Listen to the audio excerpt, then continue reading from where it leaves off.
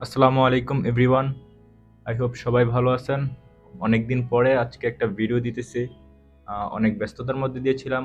আর আচ্ছা, আমি ক্লাসটা শুরু করার আগে আপনাদের সাথে কিছু কথা শেয়ার করি, যেটা আমার মনে হচ্ছে এখন শেয়ার করাটা খুবই প্রয়োজন। আমি চাচ্ছিলাম না এই বিষয়গুলো আপনাদের মাঝে আনার জন্য, আমি বাধ্য হয়েছি এই কথাগুলো বলার জন্য।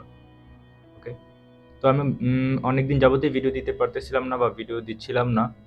তো এর বেশ কিছু রিজন আছে, আমার অ্যামাজন অ্যাকাউন্ট অ্যান্ড হচ্ছে আমার এজেন্সি। আর আরেকটা বড় রিজন হচ্ছে, যেহেতু আমি আপনাদেরকে ওপেন প্ল্যাটফর্মের ভিতরে অনেক কিছু শেয়ার করতেছি, তো এটা হচ্ছে আমাদের বাংলাদেশের কিছু ন্যারো মাইন্ডের মেন্টর আছে যারা হচ্ছে এটাকে পছন্দ করতেছে না। আমাকে কন্টিনিউয়াসলি ওরা বলতেছে যে আমি কেন এত কিছু ওপেন প্ল্যাটফর্মের ভিতরে আমি বলে দিচ্ছি। এটা নিয়ে ওদের অনেক কি বলবো, অনেক চুলকানি আর কি। তো ওদের অনেক প্রবলেম হচ্ছে, ওরা প্রপারলি কোর্স সেল করতে পারতেছে না নাকি কি হচ্ছে। আপনারা, আমি ওই মেন্টরগুলোকে উদ্দেশ্য করে কিছু কথা বলি। ওইটা হচ্ছে, আপনারা প্রপারলি স্টুডেন্টদেরকে সাপোর্ট করেন, প্রপারলি আপনারা হচ্ছে মেন্টরশিপ দেন। শুধু শুধু স্টুডেন্ট থেকে, শুধু শুধু মানুষের কাছ থেকে আপনারা টাকা নেওয়ার পরে ওদেরকে সাপোর্ট দিতেছেন না, ওদের কোন জায়গাতে প্রবলেম ওরা আপনাদেরকে বললে আপনারা ওইটা রেসপন্স করতেছেন না। পরবর্তীতে ওই স্টুডেন্টগুলো আমাদের কাছে এসে বলে, আপনাদের সম্পর্কে নেগেটিভিটি ছড়ায়। তো এইগুলো যেন না হয়। আপনারা মনে করেন যে কোর্সটা সেল করে ফেললাম মানে হচ্ছে আমি ওদের কাছ থেকে দায়বদ্ধতা থেকে সরে আসলাম। মোটেই না। আপনারা যখন একটা কোর্স সেল করে ফেলছেন, আপনার ওই জায়গা থেকে আপনাদের শুরু ওদের প্রতি আপনার কেয়ারিং করা, ওদের যত্ন নেওয়া। ওরা আপনাকে, আপনি ওদেরকে যতটা হেল্প করবেন, আল্লাহ আপনাকে এর চেয়ে বেশি দিবে। যে অন্যের জন্য হেল্প করে, আল্লাহ তার জন্য হেল্প করে, রাইট? তো ওই ইমান থেকে আপনারা কাজ করেন। আপনারা আইসা আমাকে বলতেছেন যে আমি কেন ওপেন প্ল্যাটফর্মে এত কিছু বলতেছি। তো আমাকে আপনারা আটকায় রাইখা যে সাকসেস হয়ে যাবেন, এটা কিন্তু মোটেও না। যুগ আপডেট হচ্ছে, আপনারও আপডেট হন। আগের চিন্তা ভাবনা, আগের যুগে পইরা থাকলে তো ভাই হবে না। অনেক কিছু আপডেট হচ্ছে, আপনারা আপডেট ভাবে কাজ করেন।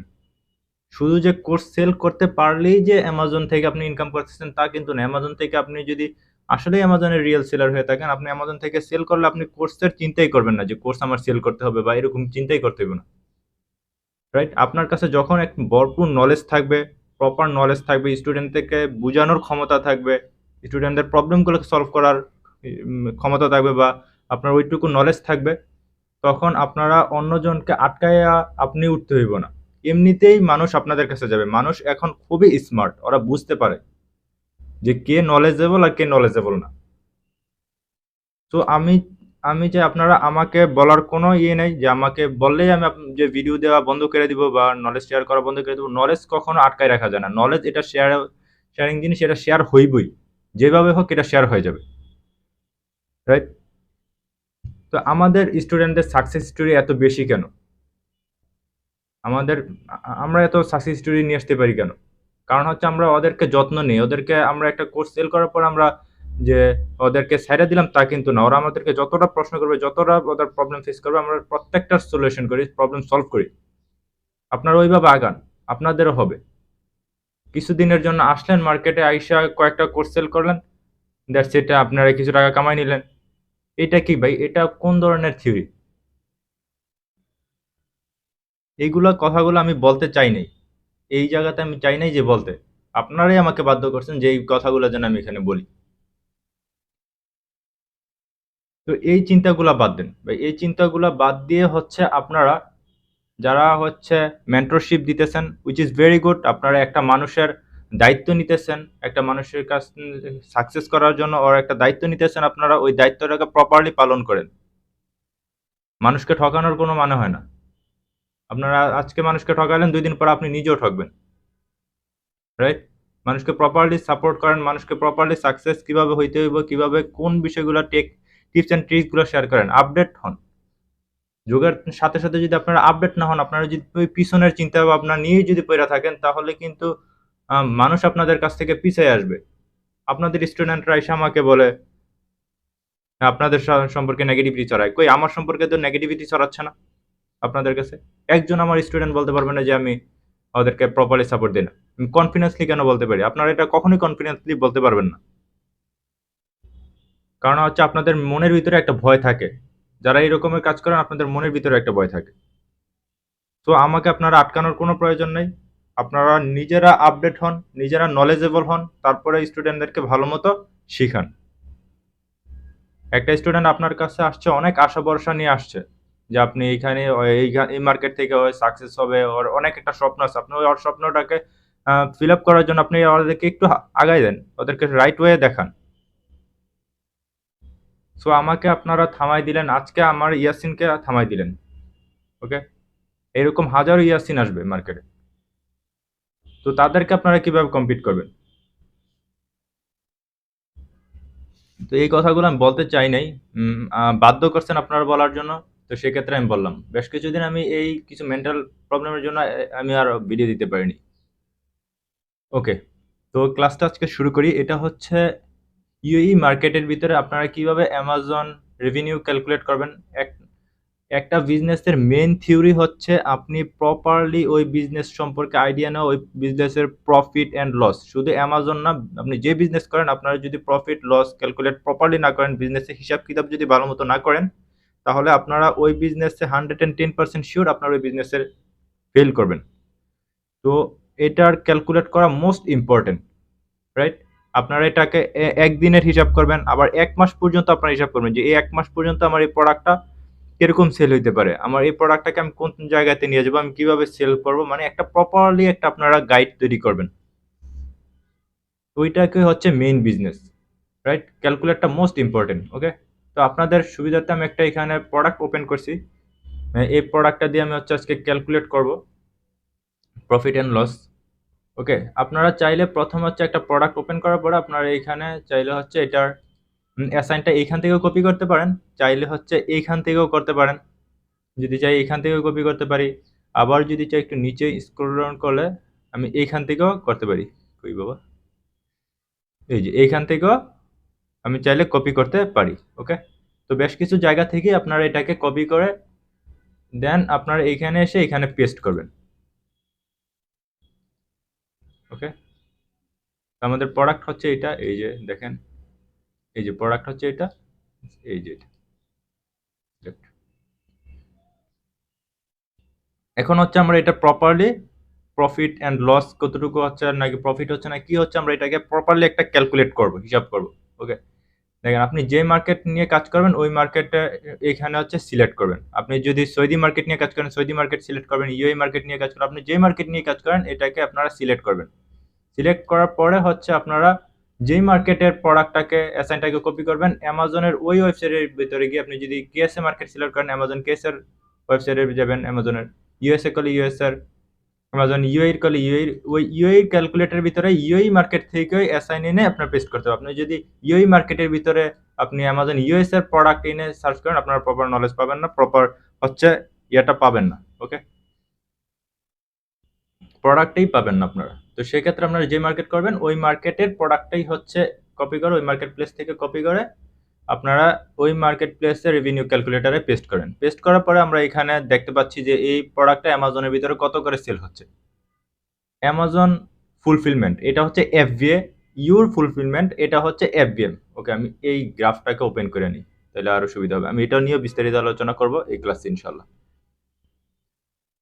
ওকে, এই আমাদের কাছ থেকে এই প্রোডাক্টটা সেল করলে অ্যামাজন কত ফি কাটবে? অ্যামাজন ফি কাটবে হচ্ছে 4.75 দিরহাম আমাদের কাছ থেকে অ্যামাজন কাইটা নিবে। আমরা এইখানে বসাবো হচ্ছে কস্ট। কস্ট এই কস্ট হচ্ছে মাস্কুলিন কস্ট হচ্ছে প্রোডাক্টের প্রাইস, আপনি কত দিয়ে প্রোডাক্টটাকে কিনছেন, রাইট? ফর এক্সাম্পল আমি এই প্রোডাক্টটাকে কিনলাম ধরেন 18। ওকে, বা আমি যদি এই প্রোডাক্টটাকে 15 দিয়ে কিনি, ওকে আমি এই প্রোডাক্টটাকে কিনলাম 15 দিরহাম দিয়ে এই প্রোডাক্টটাকে আমি কিনলাম। ওকে, দেখেন গ্রাফ কিন্তু উপর নিচ হচ্ছে, আমি এটা নিয়ে আলোচনা করব, এটা আগে শেষ করি। ওকে, দেখেন আমরা একটা প্রোডাক্ট যদি সেল করি আমাদের প্রফিট হচ্ছে 5.57 দিরহাম এই প্রোডাক্টটা যদি আমরা সেল করি। ওকে, তো এখন আমরা এটাকে হিসাব করব যে আমি 1 মাসের ভিতরে আমি সাপ্লায়ারের কাছ থেকে এই প্রোডাক্টটা 100 পিস বাই করব এবং 100 পিস আমি এই প্রোডাক্টটাকে সেল করব 1 মাসের ভিতরে। তো আমরা এখন দেখি যে প্রোডাক্টটা সেল হচ্ছে প্রতি মাসে কত পিস। যদি এখানে একটু নিচে নামি, এই যে দেখেন আমাদের সেল হচ্ছে, প্রোডাক্টটা সেল হচ্ছে 400 পিস প্লাস সেল হচ্ছে, গত মাসে সেল হয়েছে এটা 400 পিস প্লাস। তো আমি ধরেন যেহেতু আমি নতুন এখানে আসছেন, আপনারা নতুন হিসাবে সেল করবেন, তো সেই ক্ষেত্রে আপনারা এখানে ফর এক্সাম্পল আমি 100 পিস সাপ্লায়ার কাছ থেকে নিলাম, 1 মাসে আমি এটাকে সেল করব। তো আমাদের 100 পিস 1 মাসে আমি সেল করলাম, 100 পিস যদি আমি নাও সেল করি, আমি যদি 50 পিসে সেল করি প্রথম হিসাবে, তো আমার 278 দিরহাম আমার সেল হচ্ছে 1 মাসে। আমি এটা 1 মাসে দিচ্ছি, এটা আপনি একদিনও হয়ে যেতে পারে। আমি আপনাদেরকে একটা জাস্ট হিসাব দেখাচ্ছি যে আপনারা কিভাবে ক্যালকুলেট করবেন। একদিনেরও মানে একটা প্রোডাক্টের হিসাব করবেন, এবং আপনি সাপ্লায়ার থেকে তো একটা প্রোডাক্ট বাই করতে পারবেন না। সাপ্লায়ার কাছ থেকে আপনার 50 পিস প্রোডাক্ট বাই করতে হবে। তো আপনার 50 পিস প্রোডাক্টেরও একটা হিসাব করতে হবে। হিসাব হচ্ছে বিজনেসের মেইন থিওরি। আপনি হিসাব যত ভালো পারবেন, এটা যে কোনো বিজনেস হোক, আপনাকে প্রফিট অ্যান্ড লস এবং প্রপারলি একটা হিসাব করে রাখতে হবে বিজনেসের। ওকে, দেন হচ্ছে আমি এটা 50 বিট আমি আপনাদেরকে প্রথমেই বলছিলাম, এর আগের ক্লাস, বেশ কিছু ক্লাসে আমি বলছিলাম যে আপনারা যদি ইউএই মার্কেটে কাজ করেন বা কেএসএ মার্কেটে কাজ করেন, তাহলে আপনারা প্রোডাক্ট যত বেশি লঞ্চ করবেন, যত বেশি আপনার স্টোরে প্রোডাক্ট হবে, আপনার তত বেশি আপনার বেনিফিট। আপনার স্টোরের যদি 20টা প্রোডাক্ট থাকে, আপনার 20টা প্রোডাক্টে আপনার প্রায় 5,000 দিরহামের উপরে প্রফিট হচ্ছে, এটা কিন্তু নেট প্রফিট।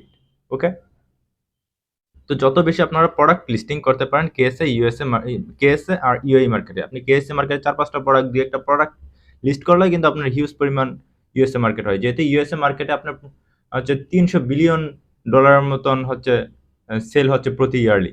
কেএসএ ইউএই মার্কেটে এতটা সেল হচ্ছে না। তো ইউএই মার্কেট যেহেতু ছোট, তাহলে আপনাকে এখানে প্রোডাক্ট যত বেশি লিস্ট করবেন তত বেশি আপনার জন্য বেনিফিট। ওকে, আশা করি বুঝাইতে পারছি। সরি।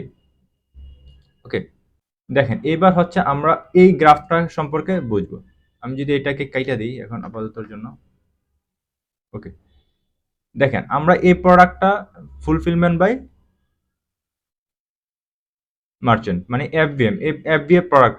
তো এফবিএ যেহেতু এটা, তা আমরা এটার রেভিনিউ হচ্ছে 1825 দিরহাম। এটা কিন্তু রেভিনিউ। অনেকেই কিন্তু আপনারা ভুল করে যে এটা আমাদের প্রফিট।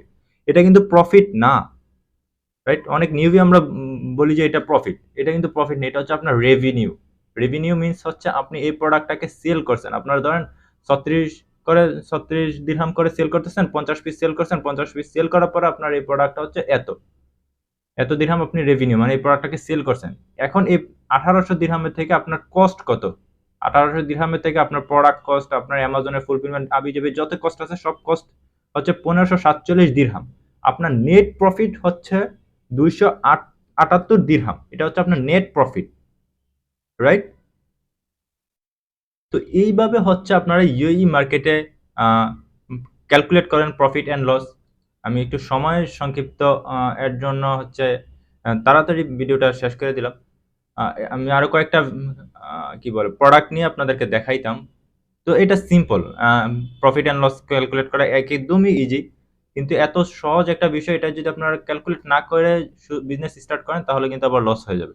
তো সেক্ষেত্রে আপনারা প্রপারলি এটাকে যেভাবে দেখাইছি এইভাবে হচ্ছে আপনারা প্রফিট অ্যান্ড লস করেন, ক্যালকুলেট করেন একটা প্রোডাক্টের কত প্রফিট হচ্ছে, এবং আপনি সাপ্লায়ার কাছ থেকে 50 পিস প্রোডাক্ট নিতেছেন, এটা আমি 1 মাসের ভিতরে সেল করলে বা 10 দিনের ভিতরে সেল করলে কত প্রফিট হবে, আপনারা একটা ফিউচার গ্রাফ তৈরি করেন, যে একটা প্রেডিকশন করেন, রাইট?